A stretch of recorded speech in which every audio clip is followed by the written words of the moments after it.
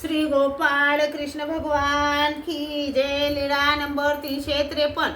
महादायसाला लाडू आणताना अविधीचे स्पष्टीकरण। एके दिवशी सर्वज्ञ बाहेरच्या ओट्यावर बसले होते, तेव्हा सर्वज्ञांच्या दर्शनाला एक पुरुष आले। त्यांचा ब्राह्मणाचा वेश होता। सर्वज्ञ उभे राहिले, त्यांना श्रीमालिंगन दिले। सर्वज्ञांनी त्यांना आपल्या अर्ध्या आसनावर बसविले, बाईसाकडून पाय धुवविले। सर्वज्ञ म्हणाले, बाई, तुमच्या जवळ फराळाचे आहे ते घेऊन या। मग बाईसा वाट्यांमध्ये 2 लाडू घेऊन आल्या, सर्वज्ञांपुढे ठेवले।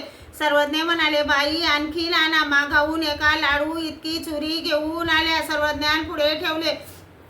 पुन्हा सर्वज्ञ म्हणाले, बाई, आणखी आणा।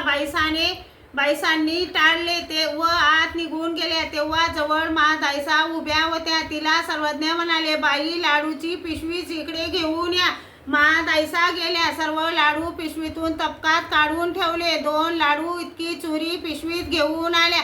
सर्वज्ञ म्हणाले, बाई, ही चुरीच फक्त, मग काय ही नाही का पिशवीच आणली? मग त्यांनी ती चुरी ते लाडू खाल्ले। पाणी प्यायला दिले, सर्वज्ञांनी पाणविडा दिला, मग ते निघाले। सर्वज्ञांनी औपचारिकतेने वाट लावले, ते गेले। मग महादायसा सर्वज्ञांपाशी आल्या, दंडते घातले, श्रीचरणा लागल्या।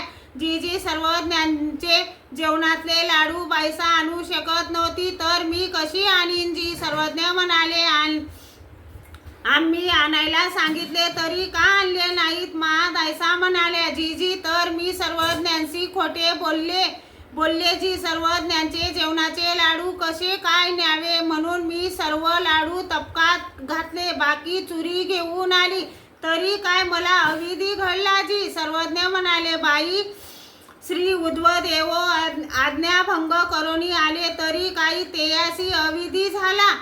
ईश्वराची आज्ञा ते ईश्वराची कारणे भंगिली की? यावर सर्वज्ञांनी प्रभासेची गोष्ट सांगितली। तेव्हा बाईसा म्हणाले, बाबा, श्रीकृष्ण चक्रवर्तींना श्रीकृष्ण चक्रवर्ती म्हणतात आणि उद्धवदेवालाही श्री उद्धवदेव म्हणतात, हे काय बाबा? सर्वज्ञ म्हणाले, बाई, भक्ताची थोरी देवोची जाणे। श्री गोपाळ कृष्ण भगवान की जय।